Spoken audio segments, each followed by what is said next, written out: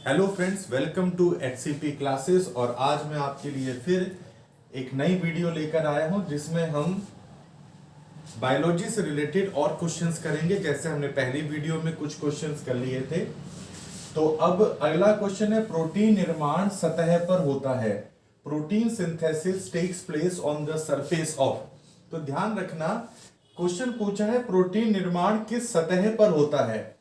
तो एक होता है ER का मतलब एंडोप्लाज्मिक रेटिकुलम। तो ये जो एंडोप्लाज्मिक रेटिकुलम दो तरह के होते हैं, एक होते हैं स्मूथ एंडोप्लाज्मिक रेटिकुलम और एक होते हैं रफ एंडोप्लाज्मिक रेटिकुलम। तो जो रफ एंडोप्लाज्मिक रेटिकुलम है, यहां पर प्रोटीन का निर्माण होता है। और अगर कभी आएगा what are the site of protein synthesis, site of protein synthesis, यहां पे इसने सतह बोला है, अगर साइट बोलेगा तो आएगा ribosome. Ribosome is the site of protein synthesis. और अगर आएगा कहां पर होता है, किस सतह पर होता है, तो आएगा रफ एंडोप्लाज्मिक रेटिकुलम।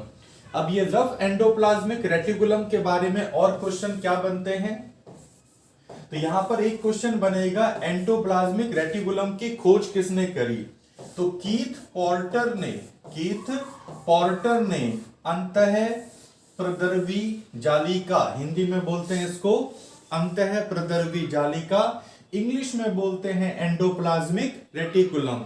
तो एंडोप्लाज्मिक रेटिकुलम की खोज कीथ पॉर्टर ने करी 1953 में, और इसको कोशिका का कंकाल कहते हैं। इसको कोशिका का कंकाल के नाम से जानते हैं, स्केलेटन। तो जैसे और भी बहुत power house of the cell mitochondria को बोलते हैं, उसी तरह अगर आएगा कोशिका का कंकाल क्या है, तो एंडोप्लाज्मिक रेटिकुलम। अगर आएगा कौन कौन प्रोटीन सिंथेसिस करते हैं, तो आंसर आएगा एंडोप्लाज्मिक रेटिकुलम प्लस राइबोसोम। ठीक है, तो ये क्वेश्चन बनते हैं यहां से। सतह पर पूछेगा तो ये आएगा, और अगर साइट पूछेगा तो राइबोसोम आएगा। चलिए अगला सवाल देखते हैं। अगला सवाल आता है, एक्रोसोम बना होता है। एक्रो का मतलब क्या होता है, टॉप। जो हमारे स्पर्म सेल्स होती हैं, स्पर्म सेल का जो एक्रोसोम होता है वो गोल्गी बॉडीज से बना होता है। किससे? गोल्गी बॉडीज से। तो अगर आता है एक्रोसोम किसका बना होता है, तो स्पर्म जो होता है वहां पर एक्रोसोम्स पाया जाता है जो गोल्गी बॉडीज या गोल्गी काय का बना होता है। माइटोकॉन्ड्रिया को power house of the cell कहते हैं। ये power house of the cell है KAB। कॉलिकर ने इसको सबसे पहले देखा था माइटोकॉन्ड्रिया को। ऑल्टमैन ने इस पे रिसर्च किया, और बेंडा ने इसको नाम दिया। तो माइटोकॉन्ड्रिया काफी इंपॉर्टेंट है, आगे आएगा हम इसको और करेंगे। अगले सवाल देखिए, मछलियों का युग किसे कहते हैं। अभी बहुत जल्दी मैं आपको एक वीडियो लेकर आऊंगा जिसमें ये सारे जितने भी ये पीरियड हैं, ये सब पीरियड के बारे में आपको समझाऊंगा। अभी अगर हम कहें कि the age of fishes is known as Devonian. जैसे आप जानते हैं जुरैसिक एज, जुरैसिक एज में डायनासोर की एज थी, उसी तरीके से एक मछलियों का युग था जिसमें मछलियों सबसे ज्यादा डेवलप हुई, तो उसे क्या बोलते हैं, डिवोनियन। तो डिवोनियन युग मछलियों का युग था। उसके बाद देखते हैं प्राथमिक उपभोक्ता क्या है। जहां पर इसने उपभोक्ता बोला, अगर ये प्राथमिक उत्पादक कहता, प्राथमिक उत्पादक क्या है, तो आंसर आता ग्रीन प्लांट्स। पर इसने बोला प्राथमिक उपभोक्ता क्या है, तो यहां पर क्या आ जाएंगे, शाकाहारी। जैसे मैंने आपको कल बताया था कि एनर्जी लेवल होता है, सन की एनर्जी जो होती है, सन की एनर्जी से जो प्लांट्स होते हैं, प्लांट्स फोटोसिंथेसिस के द्वारा भोजन बनाते हैं, फिर उनको खाते हैं जो शाकाहारी होते हैं। फिर उसके बाद कार्निवोरस आ जाते हैं, उनके first level, second level, third level ये आपने सुने होंगे। तो अगर वो कहता प्राथमिक उत्पादक क्या हैं, तो आंसर आता ग्रीन, हरे पेड़ पौधे, पर उसने ऑप्शन दिया है प्राथमिक उपभोक्ता क्या हैं, तो जो इनको खाएंगे वो उपभोक्ता होंगे और वो आ जाएंगे सभी शाकाहारी। उसके बाद देखो एक क्वेश्चन आता है, अग्नाशय रस के श्रावण को उत्तेजित करने वाला हार्मोन कौन सा है। बहुत बढ़िया सवाल है ये। हमारे जो पेनक्रियाज होता है, पेनक्रियाज से पेनक्रियाटिक जूस निकलता है, जो ट्रिप्सिन व्रिप्सिन आपने सुना होगा। तो पेनक्रियाज से पेनक्रियाटिक जूस निकालने का काम करता है कौन, सिक्रेटिन। ये आपको सब कराएंगे, हार्मोन्स भी कराएंगे। अभी मैं केवल क्वेश्चन बहुत सारे आपको कराना चाहता हूं, ताकि आपको ये पता चल जाए कि एग्जाम में कैसे क्वेश्चन आते हैं। और आपका एनटीपीसी का एग्जाम हो या कोई सा भी एग्जाम हो जिसमें साइंस बेस्ड हो, तो वहां ये आपकी बहुत हेल्प करेगा। बाकी डिटेल में सारा करवाऊंगा मैं आपको, आप चिंता मत करिए। बस चैनल को थोड़ा ऊंचाई तक ले जाओ ताकि मैं आपकी और मदद कर सकूं। तो सिक्रेटिन जो है ये अग्नाशय रस के श्रावण को उत्तेजित करता है। अगर ये गैस्ट्रिन आएगा तो पेट जो होता है अमाशय में क्या निकलता है, गैस्ट्रिन। और अगर ये जो एंटेरोकाइनिन है ये कहां पे आता है, जो छोटी आंत होती है, छोटी आंत, उस छोटी आंत में रस को निकालने के लिए जो उत्तेजित करता है उसको एंटेरोकाइनिन कहते हैं। तो छोटी आंत में बोलेगा तो ये, पेट में बोलेगा तो ये, और अगर अग्नाशय में बोलेगा तो क्या आएगा, तो क्या आएगा, सिक्रेटिन। ठीक है, तो बहुत बढ़िया क्वेश्चन है हार्मोन्स के ऊपर। अगला क्वेश्चन देखिए, छड़ रूपी जीवाणु क्या कहलाते हैं। अब बैक्टीरिया जो होते हैं, बैक्टीरिया की अलग अलग शेप होती हैं। तो जो छड़ शेप में होते हैं, छड़ शेप में, उनको हम कहते हैं क्या, बैसिली। जैसे आपने सुना होगा लैक्टोबैसिलस। तो इनके ना जैसे विब्रियो कॉलेरा, तो कॉलेरा का जो होता है वो विब्रियो कॉमा के रूप में होता है। जो कॉमा के रूप में होता है उसे क्या कहते हैं, विब्रियो। स्पाइरिला, जो ऐसे जैसे आप स्पाइरल शीट देखते हैं जो इस सेंस में होता है, उसे क्या कहते हैं, स्पाइरिला। तो अगर आएगा छड़ रूपी जीवाणु क्या नाम से जाने जाते हैं, तो आ जाएगा बैसिलाई, जैसे लैक्टोबैसिलस है। अगला क्वेश्चन देखिए, केंचुए में हृदय होते हैं। तो भाई समझ जाना, जो केंचुए हैं इनमें बहुत बड़ा हृदय होता है और इसमें आपको 4 पेयर, कभी वो पेयर में देता है, कभी वो संख्या में देता है। तो 4 पेयर का मतलब क्या हो जाएंगे, 8। तो आपको 8 हर्ट किस में मिलेंगे, केंचुए में। तो बहुत ही बड़े दिल का मालिक है केंचुआ। अगला क्वेश्चन देखिए, बहुमूत्र रोग किस हार्मोन की कमी से होता है। Diabetes insipidus. देखो 2 होते हैं, डायबिटीज मिलेटस और डायबिटीज इंसिपिडस। तो बच्चों में ना एक हार्मोन होता है जिसे कहते हैं वैसोप्रेसिन हार्मोन। ये बड़ों में भी होता है। तो वैसोप्रेसिन हार्मोन की वजह से डायबिटीज, इसे डायबिटीज क्या बोलते हैं, डायबिटीज इंसिपिडस। अगर आएगा तो क्या आंसर आएगा, वैसोप्रेसिन। ये आपको सारा मैं कराऊंगा हार्मोन्स चैप्टर के अंदर। अगला क्वेश्चन देखते हैं, चिलगोजा पाया जाता है। अब देखिए चिलगोजा जो है, चिलगोजा एक बहुत ही, एक ऐसा इस शेप में, एक ऐसा बादाम नुमा एक होता है जिसके अंदर बाहर के फाइबर को हटा देते हैं और अंदर आपको एक खाने का भाग मिलेगा। तो चिलगोजा बहुत ही बढ़िया ड्राई फ्रूट्स में से एक है। ये आपके शरीर के अंदर का बैड कोलेस्ट्रॉल कम करता है और गुड कोलेस्ट्रॉल को बढ़ाता है। तो बहुत ही बढ़िया है। थोड़ा महंगा पाया जाता है ड्राई फ्रूट्स के अंदर। ये पाइन्स उसमें होता है, तो पाइन्स गिरेल्डियाना यहां से निकलता है, साइकस से नहीं। अगर कोई आदमी अगर फंसता भी तो वो कहां फंसता, पाइनस गिरेल्डिया या पाइनस रॉक्सबर्गी। तो इसका पीछे याद रखना गिरेल्डियाना। तो ये पाया जाता है चिलगोजा। चिलगोजा का उत्पादन जो करता है ये पाकिस्तान में इसका अच्छा उत्पादन होता है। पाकिस्तान,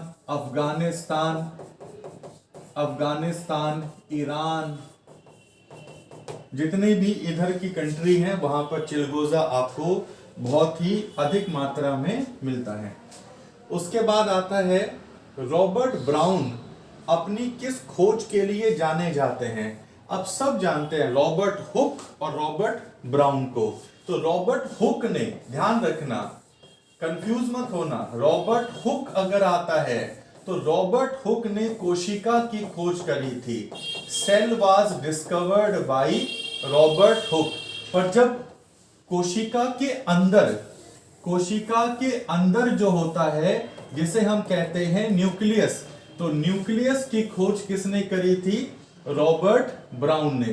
तो अगर आएगा न्यूक्लियस की खोज किसने करी, तो न्यूक्लियस की खोज रॉबर्ट ब्राउन ने 1931 में करी, 1931 में। और इसको कोशिका को सेल का मस्तिष्क कहते हैं। मस्तिष्क, brain of the cell is known as nucleus. ठीक, तो सब में न्यूक्लियस होता है, तो न्यूक्लियस सेल का मस्तिष्क कहा जाता है। रॉबर्ट ब्राउन ने 1931 में इसकी क्या करी थी, खोज करी थी। तो बहुत आसान क्वेश्चन है। और अगर आएगा कहां से खोज करी थी, तो एक आर्किड पेड़ की जड़ से, आर्किड की जड़ से, जैसे सेल कॉर्क से निकाला था, जैसे सेल की स्टडी कॉर्क से करी थी, ऐसे ही आर्किड की जड़ से न्यूक्लियस निकाला था। तो यहां से ये क्वेश्चन आपका बहुत ही बढ़िया क्वेश्चन बनता है। अगला क्वेश्चन देखिए, कौन सा पौधा वातावरणीय जल को शोषित कर सकता है। तो एयर में जो हमारा एटमॉस्फेरिक वाटर होता है इसको एब्जॉर्ब करता है कौन, आर्किड। जो भी मैंने इससे पहले बताया था आपका कि आर्किड पौधे की जड़ से सबसे पहले केंद्रक या न्यूक्लियस की क्या हुई थी, खोज हुई थी। तो यहां से इसका ये आंसर है। अगला देखिए, क्रोमेटिन कंटेन्स, क्रोमेटिन जो होते हैं, क्रोमेटिन में क्या होता है। अब देखिए क्रोमेटिन के अंदर डीएनए, आरएनए और हिस्टोन प्रोटीन होता है। तो DNA, RNA, histone protein, DNA, RNA और हिस्टोन प्रोटीन, तो ये किस में पाया जाता है, क्रोमेटिन फाइबर्स जो होते हैं, क्रोमेटिन फाइबर्स, ये न्यूक्लियस के अंदर होते हैं। इसको डिटेल में हम पढ़ेंगे। एक है, निम्न में से किस विषाणु में सूचना प्रवाह उल्टा अर्थात आरएनए से डीएनए की तरफ होता है। देखो जितनी भी हमारे यहां पर सूचना का प्रभाव होता है, ध्यान रखना, डीएनए से सूचना जाती है आरएनए के पास, आरएनए से एमआरएनए के द्वारा, एमआरएनए के द्वारा ये सूचना आगे जाती है और इससे प्रोटीन का क्या होता है, निर्माण। तो इसे डीएनए से आरएनए तक इंफॉर्मेशन जाने को ट्रांसक्रिप्शन बोलते हैं। TRANSCRIPTION, transcription. और आरएनए से प्रोटीन बनने को बोलते हैं ट्रांसलेशन। अब ये जो HIV है, ह्यूमन इम्यूनो वायरस, यहां पर क्या होता है, आरएनए से इंफॉर्मेशन कहां जाती है, डीएनए के पास, और डीएनए से एमआरएनए के द्वारा कहां जाता है, प्रोटीन। तो अगर कभी आएगा HIV में क्या होता है, HIV में होता है रिवर्स ट्रांसक्रिप्शन। तो यहां पर ट्रांसक्रिप्शन की जगह हम यहां पे क्या लिख देंगे, रिवर्स ट्रांसक्रिप्शन। तो रिवर्स ट्रांसक्रिप्शन का मतलब होता है आरएनए से डीएनए का क्या होना, निर्माण होना। तो बहुत ही बढ़िया सवाल है ये, एग्जाम में बिल्कुल आ सकता है। अगला, ड्यूरिंग माइटोसिस, माइटोसिस के द्वारा, मियोसिस और माइटोसिस आपको पूरा समझाऊंगा। माइटोसिस के द्वारा किसके प्रारंभ में गुणसूत्र अपनी पहचान खो देते हैं। तो बिल्कुल बहुत ही आसान क्वेश्चन है, जिसने माइटोसिस और मियोसिस पढ़ा है। ड्यूरिंग प्रोफेज, प्रोफेज अवस्था में जो हमारे न्यूक्लियस के अंदर क्रोमेटिन फाइबर होते हैं, वो क्रोमेटिन फाइबर अपनी पहचान लगभग उस समय खो देते हैं। वो पहचान में नहीं आते गुणसूत्र। तो गुणसूत्र जहां पर अपनी पहचान खो देते हैं वो आपका प्रोफेज अवस्था है। तो बहुत ही बढ़िया सवाल है। और साइंस स्ट्रीम वाले जानते होंगे कि प्रोफेज, मेटाफेज, एनाफेज, टीलोफेज, फिर प्रोफेज सेकंड के पार्ट होते हैं, ये सब हम पढ़ते रहते हैं, तो कोई इसमें बड़ी बात नहीं है। अगला है, which mineral regulate the water potential of guard cell. अब स्टोमेटा जो होते हैं, स्टोमेटा के अंदर बहुत सारे क्या होते हैं, गार्ड सेल्स होते हैं, गार्ड सेल, जिसमें रक्षक कोशिकाएं कहते हैं। तो ध्यान रखिए, जो पोटेशियम है, पोटेशियम इसको क्या करता है, कंट्रोल करता है। तो पोटेशियम का काम होता है कि वाटर पोटेंशियल को, पोटेंशियल से याद हो जाएगा पोटेशियम, है ना, तो रेगुलेट करता है। बहुत ही इजी क्वेश्चन है। अगला क्वेश्चन देखिए, इसमें से कौन सा शैवाल समुद्री पानी में बहुत गहराई से मिल सकता है। आपने एक रेड सी सुना होगा, लाल सागर। ध्यान रखना, ये लाल सागर का रंग लाल नहीं है। लाल सागर के नीचे जो है, नीचे इतना सारा एल्गी है, एल्गी कि ऊपर से देखने पर उसका कलर क्या दिखता है, लाल कलर दिखता है। तो यही जो है सबसे अधिक गहराई में आपको मिल सकता है। तो आंसर क्या आएगा, रेड एल्गी। एल्गी के ऊपर भी पूरी क्लास आपको हम देंगे, बस आप थोड़ा कोऑपरेट करिए। लेवल जितना भी आप टफ कहेंगे उतना लेवल बढ़ाने का काम वो मेरा है। उसके बाद अगला क्वेश्चन आता है, स्वस्थ मनुष्य में हृदय चक्र। अब देखो, जब हम हृदय में एक चक्र होता है, ऐसे हमें एक रफ डायग्राम बना रहा हूं, यहाँ पे ट्राइकोस्पिड वॉल्व होते हैं, यहाँ पर बाइकोस्पिड वॉल्व होता है। ब्लड जब यहां से नीचे आता है तो पहली साउंड आती है लब, और यहां से पल्मोनरी वीन्स, पल्मोनरी आर्टरीज के थ्रू जाता है, और ब्लड दोबारा वापस जब यहां पे आता है तो सेकंड साउंड आती है धब, जिसे हम बोलते हैं ना धक धक करने लगा। वो धक धक कुछ नहीं है, दैट इज लब धब, लब धब। तो सोचो, लब धब की जो साउंड है, हम कहते हैं कि हमारा हार्ट जो है 72 बार धड़कता है 1 मिनट के अंदर, और 1 मिनट में जो होते हैं वो कितने होते हैं, 60 सेकंड होते हैं। तो अगर आप 60 को 72 से भाग करेंगे तो लगभग 0.8 सेकंड आ जाएगा ना भाई। हमारे पास एक मिनट में 60 सेकंड है और 72 बार ये धड़कता है, तो अगर आप इसको भाग करेंगे तो लगभग कितना आ जाएगा, 0.8 सेकंड। तो अगर आएगा कि हृदय चक्र कितने समय में पूरा होता है, तो आंसर क्या आ जाएगा, 0.8 सेकंड। अब वो 10 साल में बोल दे, 1 साल में बोल दे, अब उसके हिसाब से आप कैलकुलेशन निकाल देंगे। तो किसी किसी एग्जाम में 1 दिन में बोल देता है, तो आप हिसाब लगा दीजिए कि 1 घंटे में 72 बार होता है, तो 1 दिन में कितनी, पहले 1 घंटे में निकाल दीजिए, फिर उसकी गुना 24 से कर दीजिए, तो 1 दिन में एवरेजन कितनी बार हार्ट बीट होती है इसका पता हमें लग जाएगा। अगला क्वेश्चन देखिए, किस समूह के सदस्यों का प्रयोग बियर बनाने में किया जाता है। अब देखो, जितने भी ये बियर और ये सब बनते हैं ना, चाहे बियर बने, चाहे डबल रोटी बने, चाहे ऐसी कोई सी भी चीज बने, इन सब में यीस्ट का यूज होता है। किसका, खमीर का। आप पता होगा, डबल रोटी बनाने के लिए खमीर चाहिए, तो यीस्ट का होता है। बियर बनाने के लिए जाइमेज का यूज किया जाता है।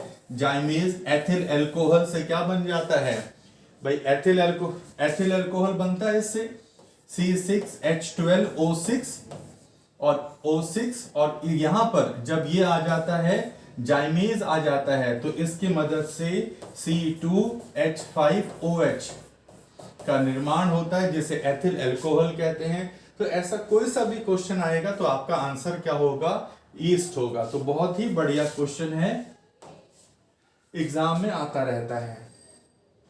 एक ये क्वेश्चन बहुत ही बढ़िया क्वेश्चन है कि पेशीय संकुचन, हमारी जो मांसपेशियां होती हैं, इन मांसपेशियों में जो संकुचन होता है उसका फंक्शनल यूनिट क्या है, what is the functional unit of पेशीय संकुचन। ठीक, अब यहां पर क्या आता है, अब इसको आप बहुत आसानी से बना सकते हैं। आपको पता होगा कि जो सार्कोमियर होता है, सार्कोमियर ये पेशीय संकुचन की इकाई है।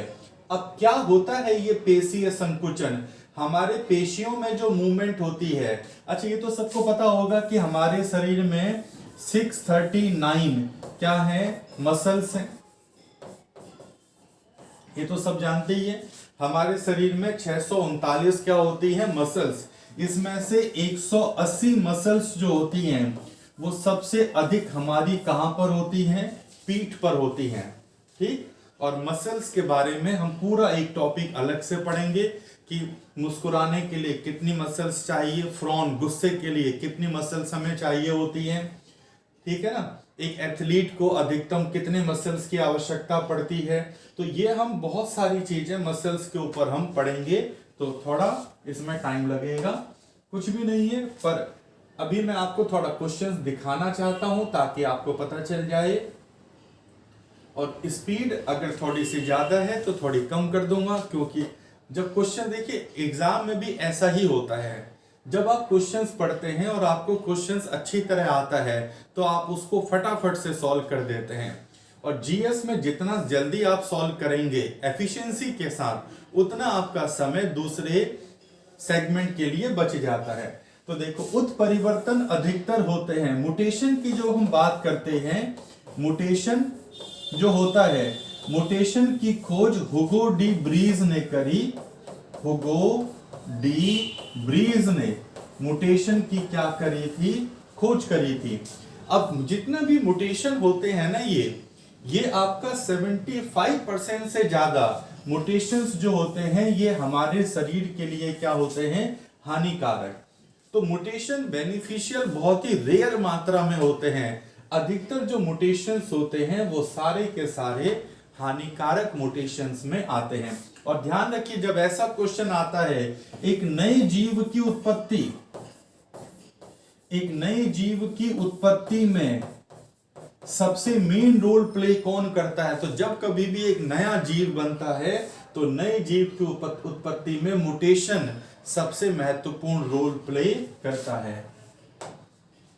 अगला क्वेश्चन देखिए, उपार्जित लक्षणों की वंशगति का सिद्धांत, ये हम पहले कर चुके हैं। Inheritance of acquired character was the main point of क्या, लेमार्क। मैंने आपको बताया था, लेमार्क ने 1809 में ये कहा था कि जो हम लक्षण अपनी पीढ़ी में हम लेते हैं उनको अगली पीढ़ी में हम ले जाते हैं। जैसे उन्होंने जिराफ का एग्जाम्पल दिया था कि जिराफ की समय समय के साथ वो use and disuse of organ में भी आता है। तो ये लेमार्क थ्योरी है। डार्विन का सिद्धांत हम सब जानते ही हैं। हुगो डी ब्रीज ने म्यूटेशन थ्योरी दिया था और वेलेस ने भी सिद्धांत दिए थे बहुत सारे, ये हम जेनेटिक्स में पढ़ेंगे मेनली। एक खाद्य श्रृंखला है, ट्रॉपिक लेवल है। एक फूड चेन में पोषक स्तर दर्शाए जाते हैं। तो एक फूड श्रृंखला में पोषक स्तर दर्शाए जाते हैं, फंक्शनल लेवल, एनर्जी लेवल, नीक और रोल ऑफ स्पीसीज। इसका आंसर हो जाएगा एनर्जी लेवल। और भाई सारे आंसर बिल्कुल सही हैं, इन पर बिल्कुल भी डाउट मत करना, बिल्कुल भी। तो हमारा जो एनर्जी लेवल है ये खाद्य श्रृंखला में पोषक स्तर दिखाते हैं। कैसे दिखाते हैं, जैसे मैंने फिर बताया था, हम यहां से सन की एनर्जी का जितना भाग ये लेते हैं, उसका 10% यहां, उसका 10% यहां, उसका 10% यहां। अगर ये आता है 10% का रूल किसने दिया, तो लिंडमैन ने 10% का रूल दिया था। तो ये बहुत ही इजी क्वेश्चन है, आप ऐसा मत समझिए कि बहुत ही टफ क्वेश्चन है। तो ये खाद्य श्रृंखला में पोषक स्तर दिखाए जाते हैं, एनर्जी लेवल। ये नीक क्या है, 1971 में ग्रीनेल्स ने इकोलॉजिकल नीक का सिद्धांत दिया था। इन्होंने बताया था कि कुछ ऐसी प्रजातियां हैं जो एक विशेष इन्वायरमेंट में ही जीवित रह सकती हैं। जैसे एक सींग वाला गैंडा अगर जल्दापारा नेशनल पार्क में या काजीरंगा नेशनल पार्क में या मानस नेशनल पार्क में रहता है, अगर आप उसको किसी दूसरी जगह पे ले जाएंगे तो वो उस तरीके से ग्रोथ नहीं कर पाएगा या सरवाइव नहीं कर पाएगा। उसका इकोलॉजिकल नीके जो है, नीके या नीक कहते हैं इसको, वो एक अलग स्थान है। तो हर एक प्रजाति, अब हम बोलते हैं ना कि ये किसका प्रिजर्वेटिव है। अब एशियाटिक लायंस जब आएगा तो एशियाटिक लायंस जो आएंगे वो किस में आएगा, एशियाटिक लायंस गीर में, तो वो उसका क्या है, इकोलॉजिकल नीक। अच्छा, वायरस में पाया जाता है, ये बहुत ही आसान क्वेश्चन है। मैंने एक वीडियो बना रखी है वायरस की, बहुत ही बढ़िया क्वेश्चंस की। आप अगर वायरस के क्वेश्चन देखेंगे तो मैंने वहां पे आपको सब समझा रखा है कि एक वायरस जो होता है is a connecting link between living and non living के बीच का है। इसके अंदर जेनेटिक मटेरियल होता है जो न्यूक्लिक अम्ल के रूप में होता है, और इसके बाहर एक प्रोटीन क्या होता है, कोट होता है। तो अगर आता है एक वायरस में क्या पाया जाता है, प्रोटीन कोट और न्यूक्लिक मटेरियल, है ना। जिसमें केवल प्रोटीन कोट होता है, जेनेटिक मटेरियल नहीं होता, उसे प्रियॉन्स कहते हैं। तो प्रियॉन्स, वेरियॉन्स, ये सब मैं समझा चुका हूं। आप प्रीवियस वीडियो एक देख लेना, लिंक मैं उसका डाल दूंगा, तो वहां से आप इस क्वेश्चन को, पूरे वायरस को देख सकते हैं। अच्छा, एक क्वेश्चन है ये, कार्बोहाइड्रेट में किस तरह के बॉन्ड पाए जाते हैं। अब देखो, अगर ये प्रोटीन में बोलता है, अगर ये क्या बोलता, प्रोटीन में, तो प्रोटीन में पेप्टाइड बॉन्ड होते हैं। प्रोटीन में क्या होते हैं, पेप्टाइड। जो फैट होते हैं, फैट में मेनली कौन से होते हैं, एस्टर बॉन्ड होते हैं। पर इसने कार्बोहाइड्रेट बोला है, तो कार्बोहाइड्रेट में कौन से बॉन्ड, किस तरह के बॉन्ड मिलेंगे, ग्लाइकोसिडिक बॉन्ड। तो glycosidic bond are found in carbohydrate, peptide bond are found in protein, ester bond are found in fat. तो ये बहुत ही बढ़िया क्वेश्चन है, आसान है। माइकोप्लाज्मा, जैसे हम कहते हैं सबसे छोटी सेल किसकी होती है, तो सबसे छोटी सेल, द स्मॉलेस्ट सेल जब हम पढ़ते हैं तो यहां पे ये नाम पढ़ते हैं माइकोप्लाज्मा। अब माइकोप्लाज्मा किस ग्रुप का है, ये मोनेरा ग्रुप का है। किसका है, मोनेरा ग्रुप का। तो ये भी इजी क्वेश्चन है। अगला क्वेश्चन देखिए, ग्लूकोज का पाचन कहां पर स्टार्ट होता है। देखिए बहुत ही बढ़िया क्वेश्चन है। हम जो ग्लूकोज खाते हैं, हम फैट खाते हैं, हम प्रोटीन खाते हैं, ठीक। ग्लूकोज का पाचन मुंह में शुरू हो जाता है। मुंह में जैसे ही आप भोजन को अंदर लेते हैं और यहां पर आप चबाने की क्रिया करते हैं, मैस्टिकेट करते हैं, तो हमारा वहां से टाइलिन या स्लेवरी अमाइलेज निकलता है। क्या निकलता है, टाइलिन या स्लेवरी अमाइलेज, और यहां से ही ग्लूकोज का पाचन शुरू हो जाता है। एक बात ध्यान रखना, ग्लूकोज एक कार्बोहाइड्रेट है और कार्बोहाइड्रेट का पाचन पेट में नहीं होता। कार्बोहाइड्रेट का पाचन पेट में नहीं होता, पेट में पाचन शुरू होता है फैट का और प्रोटीन का। अगर क्वेश्चन आता है फैट और प्रोटीन का पाचन कहां शुरू होता है, तो फैट और प्रोटीन का पाचन कहां शुरू होता है, पेट में, और ग्लूकोज का पाचन शुरू कहां पे होता है, मुंह में। अगर खत्म पूछेगा तो सबका पाचन खत्म जो होगा वो छोटी आंत में होगा, स्मॉल इंटेस्टाइन में। अगला क्वेश्चन, मनुष्य के कपाल में हड्डियों की कुल संख्या कितनी है। देखो मानव के अंदर 206 हड्डियां हैं। ये बोन्स का एक चैप्टर पढ़ाएंगे, वहां पर आपको सारा समझा देंगे। और अगर कपाल में पूछा है उसने, स्कल में कितनी होती है? 29। कैसे? हमारा जो ऊपर का खोपड़ी होती है, खोपड़ी, इस खोपड़ी को बोलते हैं जैसे क्रेनियम। यहां पर हमारी 8 होती है, 8। तो खोपड़ी में हमारी 8 होती हैं। हमारे फेस में टोटल होती हैं कितनी? 14। 3 एक कान में होती हैं, 3 एक कान में होती हैं। तो 14 और 8 22 और 6 28। और एक बोन होती है जिसे हम कहते हैं हायर्ड बोन, हायर्ड। और ये हायर्ड बोन जो गले के पास में होती है, क्राइम आइडेंटिफिकेशन में जब किसी का गला दबा के मारा जाता है, या उसको फांसी पे लटका के मारा जाता है, या उसको, समझ गए, कि किसी ने सुसाइड किया है या उसने आत्महत्या करी, सॉरी सुसाइड किया है या किसी का मर्डर किया है, वो पता लगाने के लिए हायर्ड बोन को एग्जामिन किया जाता है पोस्टमार्टम में।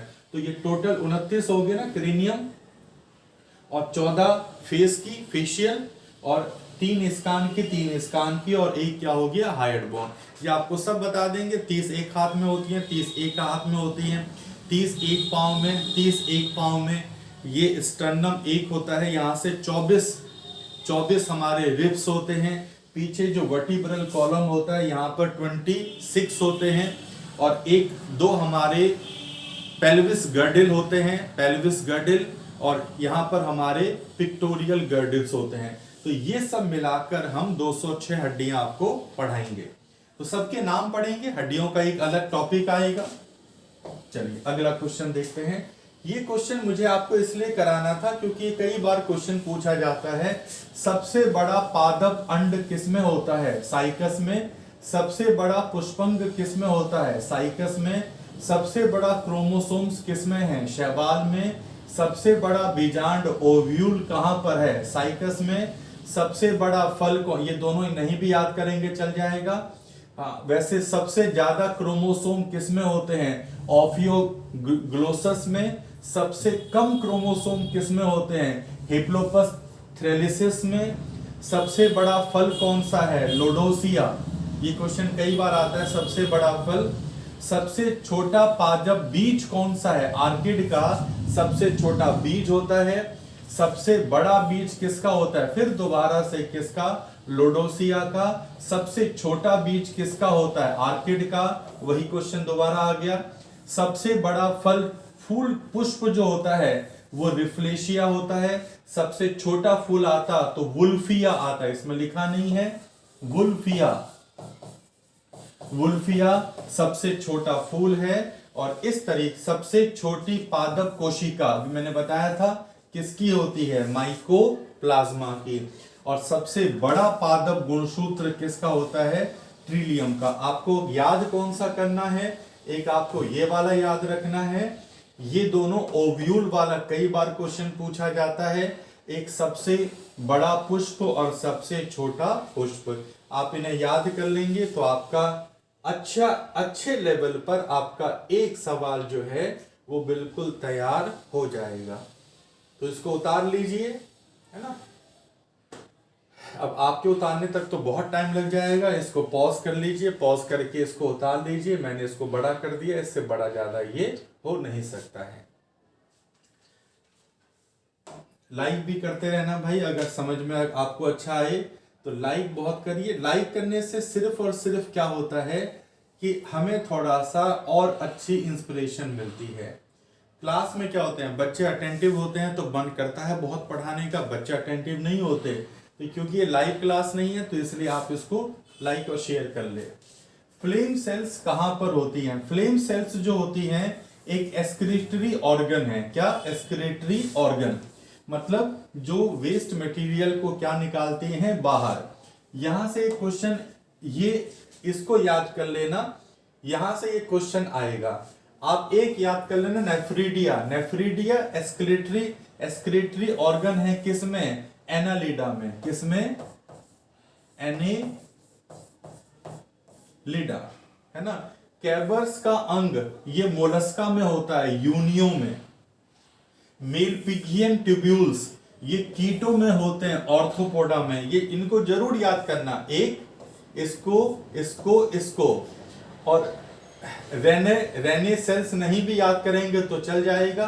अगर और फ्लेम सेल, जैसा मैंने आपको बताया, ये जो प्लेटी हेलिमंथीज होते हैं, प्लेटी हेलिमंथीज, इनमें क्या होती है, फ्लेम सेल।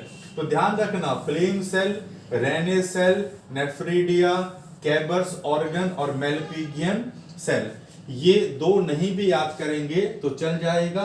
याद करना हो तो कर लेना। कॉक्सल ग्लैंड्स किस में पाई जाती है, प्रॉन, जो प्रॉन एक तरह की मछली है, और क्लोरीगोनन सेल किस में पाई जाती है, कैचुए में। ये जैसे हमारे शरीर में एक्सक्रीटरी ऑर्गन क्या है, किडनी, जैसे हमारे शरीर में किडनी है, ऐसे ही इन सब जीवों के शरीर में अलग अलग कोशिकाएं, क्या अलग अलग जो अंग हैं, ये वेस्ट मटेरियल को क्या निकालती हैं, बाहर निकालती हैं। अगला क्वेश्चन देखिए, बहुत ही बढ़िया क्वेश्चन।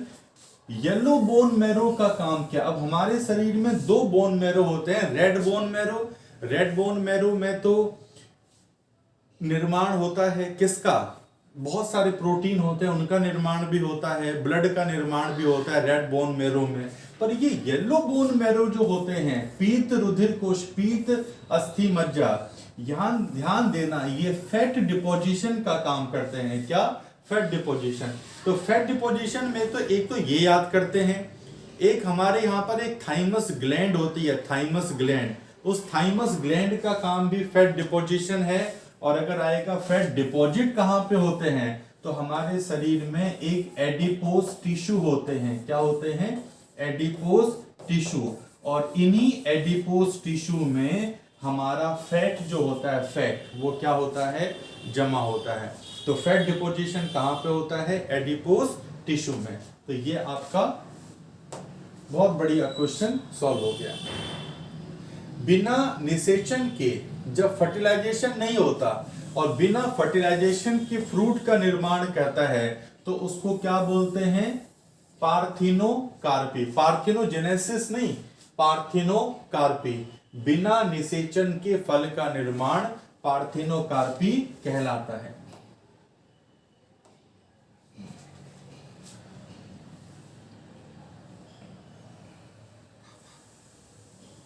एक आया केंद्रिका, किसके संश्लेषण का स्थल है।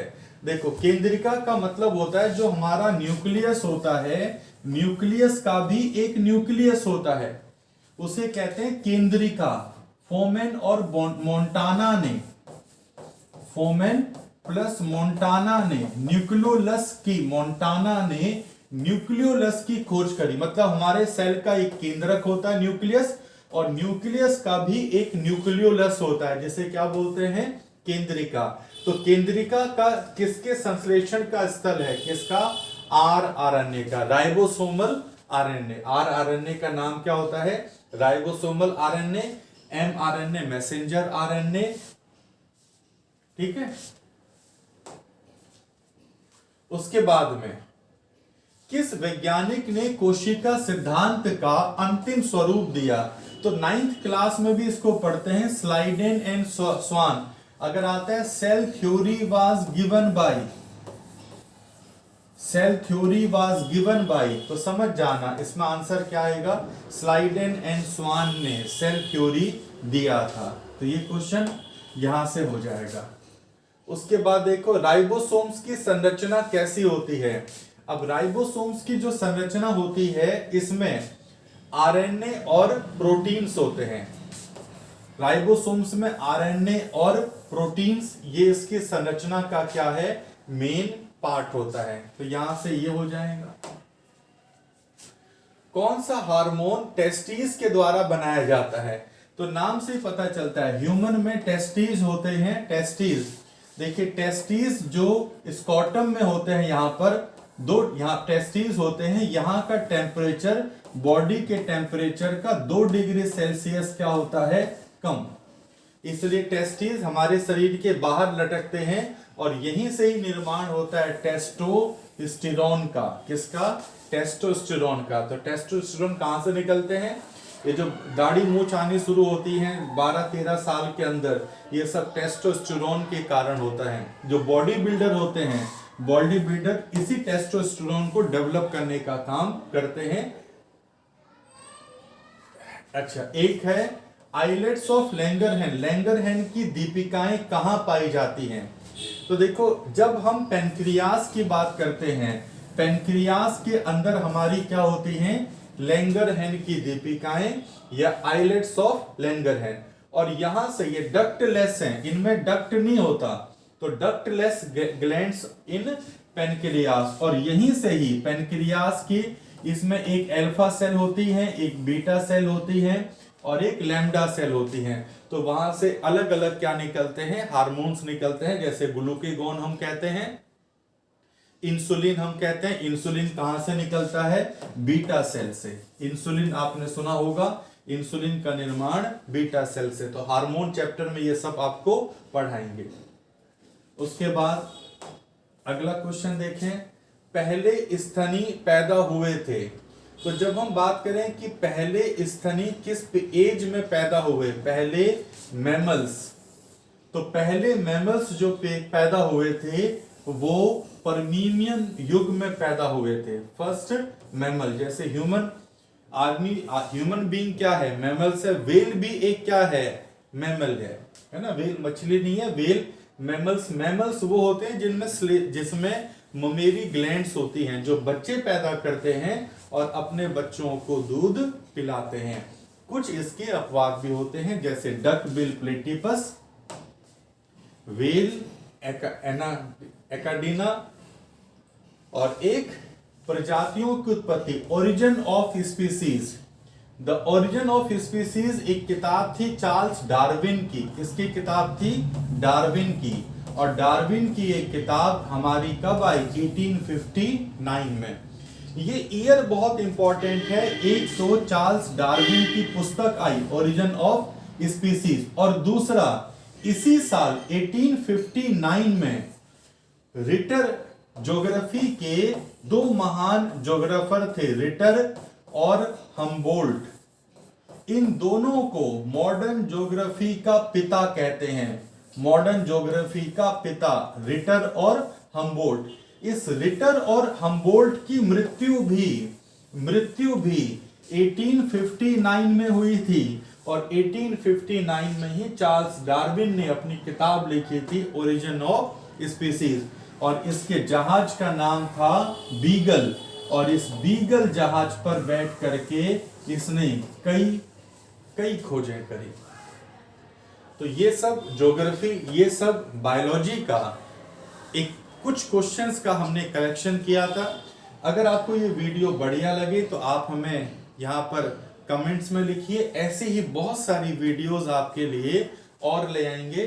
तो होप आपने इस सबको पसंद किया होगा और हमारे चैनल को लाइक, शेयर और सब्सक्राइब जरूर करें। Thank you.